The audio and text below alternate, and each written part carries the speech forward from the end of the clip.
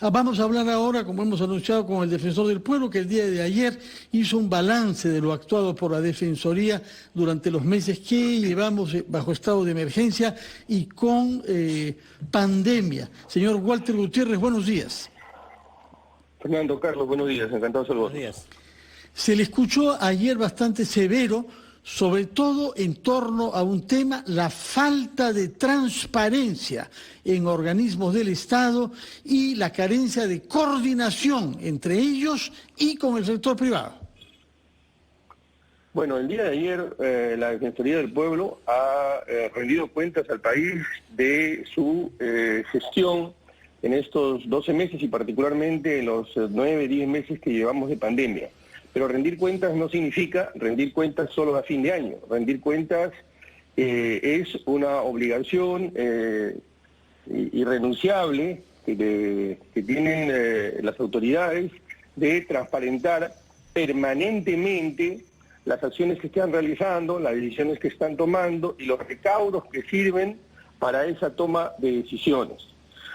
Por eso es que ayer hemos dado cuenta de todo lo que se ha hecho en la Defensoría, en las 24, en todas las regiones, durante todos estos días y más de un centenar de recomendaciones que la mayoría de ellas no han sido atendidas y que desafortunadamente le está costando mucho al país haber sido desoídas, porque un ejemplo concreto es el caso de los conflictos, donde nosotros tempranamente advertimos la necesidad de que se reactiven las mesas de diálogo, se establezcan mecanismos para diálogos a través de mecanismos remotos, si es que fuera el caso, o presenciales, que se retomen los puntos que habían sido acordados.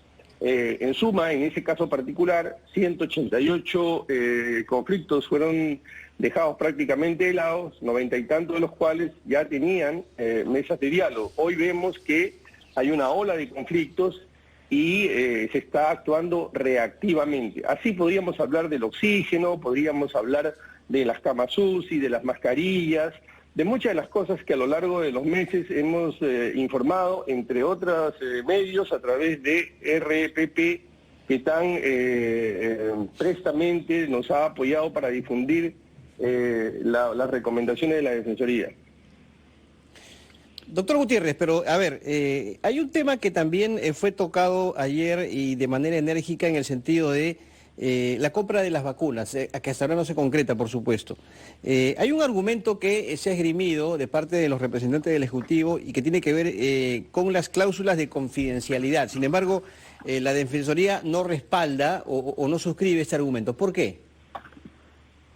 Bueno, en ese caso concreto, quiero también recordar que nosotros incluso sacamos un comunicado, enviamos una carta abierta al presidente de la República sobre la necesidad de que exista un plan de vacunación. Primero exista transparencia respecto del portafolio de negociaciones, el proceso de negociaciones, planes, y plan suponía todo este largo proceso de vacunación, el tema logístico, pero por supuesto la adquisición de la vacuna. Uno de los argumentos, no es el único, pero uno de los argumentos que se nos dio en el Consejo de Estado fue que estos contratos alojaban, tenían cláusula de confidencialidad. Nosotros dijimos que una cosa es que en efecto este tipo de contratos pudieran tener cláusula de confidencialidad, y otra cosa muy diferente, muy distinta, es que los contratos sean secretos, que los contratos sean confidenciales. Tanto esto es así que usted tiene que nuestros vecinos, nosotros formamos parte de la Alianza del Pacífico. Ahí hay 4 países, México, Chile, Colombia y Perú. Somos los únicos que no tienen vacuna. Ajá. Esto merece una explicación, esto merece una rendición de cuentas. Falta de transparencia, falta de rendición de cuentas significa qué pasó con el compromiso del Ejecutivo para repartir millones de mascarillas. Solo se repartieron 10 millones y una sola vez. Y dijimos que se tenía que hacer durante todo el año porque la pandemia nos iba a acompañar desafortunadamente por más de un año. No se cumplió. Con Defensor, el oxígeno fue lo mismo. Y Sí. sobre ese tema justamente el enfoque de la pandemia, ¿Cuál es su opinión sobre lo que ha manifestado el prestigioso editor de la revista The Economist, Michael Reid, quien apunta a que una de las causas es la mala gestión del gobierno de Martín Vizcarra? A ver, yo no quiero personalizar, solamente voy a hablar de algo que me parece capital y el día de ayer nosotros lo referimos. El Estado tiene el monopolio de la gestión sanitaria. Se arroga el monopolio de la gestión sanitaria. Esa gestión se espera que sea eficiente. ¿Eficiente qué significa? Oportuno, sin costo de vidas o con el menor costo de vidas posible, el menor costo de la salud de las personas, lo más rápido posible, con la mayor cobertura posible y con la mayor seguridad posible. Entonces, este concepto básico, si lo trasladamos a las camas UCI, lo trasladamos a el oxígeno, si lo trasladamos a las mascarillas, si lo trasladamos a la vacuna, los resultados creo que son evidentes. Ha sido una pésima gestión. El problema es la pésima gestión. Lo dijimos en abril, en mayo, también en RPP. La supervisión que hizo la Defensoría del Pueblo sobre los planes, aquellos que en ese momento tenían planes de contención, eran planes contrahechos, planes que no respondían a la realidad, que no articulaban los subsistemas, y en ese momento dijimos también en el Consejo de Estado que era fundamental que el Estado busque mecanismos para ayudar a las regiones. Tardíamente se creó el comando COVID justamente para ayudar a las regiones.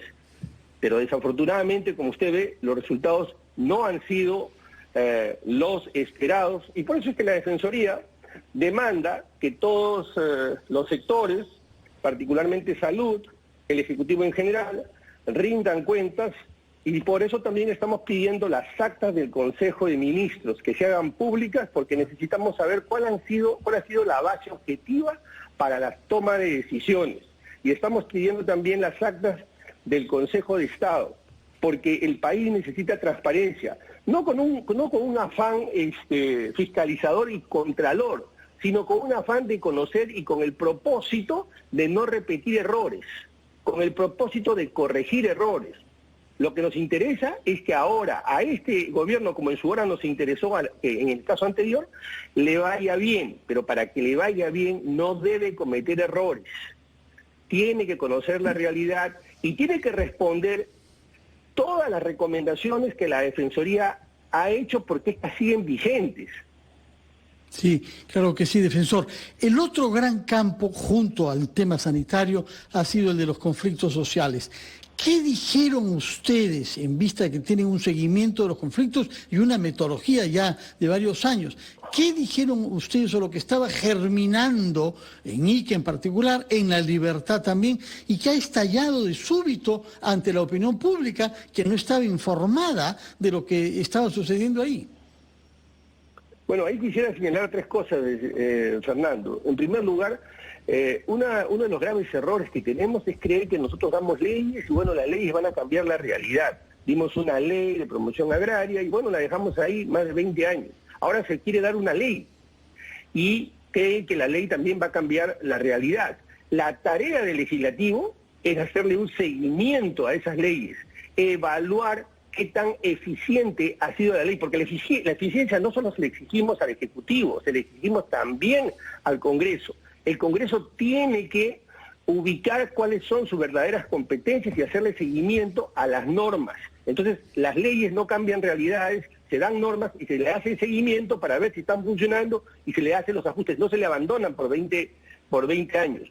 En segundo lugar, nosotros también dijimos en nuestro informe especial de julio de conflicto, dijimos la necesidad de la inteligencia. Un país sin inteligencia, sin construcción de información, que permita identificar tempranamente los conflictos, es un Estado condenado al fracaso. No solo en conflictos, pero particularmente en conflictos. Y en el caso agrario, el año 2019...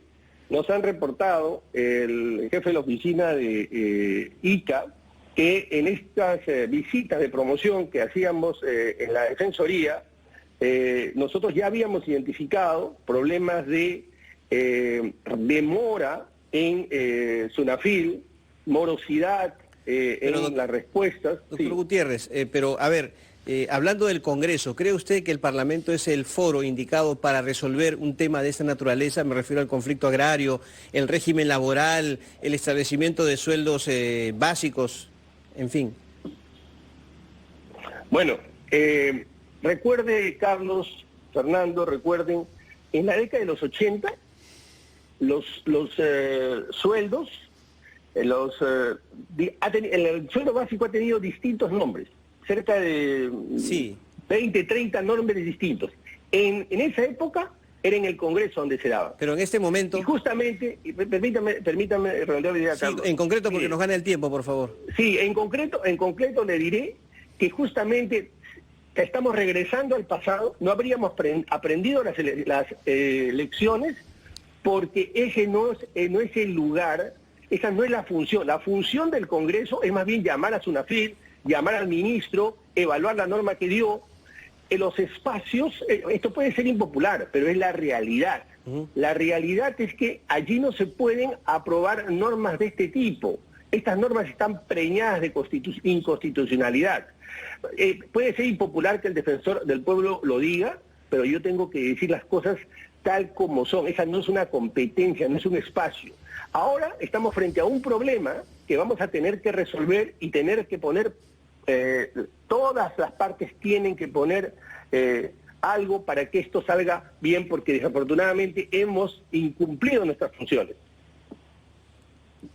Muchas gracias, señor Walter Gutiérrez, defensor del pueblo, que el día de ayer presentó un balance de lo actuado por la Defensoría con esta constatación que no se ha contestado a muchos de los documentos que usted envió con consultas al Ejecutivo. Muchas gracias, que tenga usted un feliz fin de año.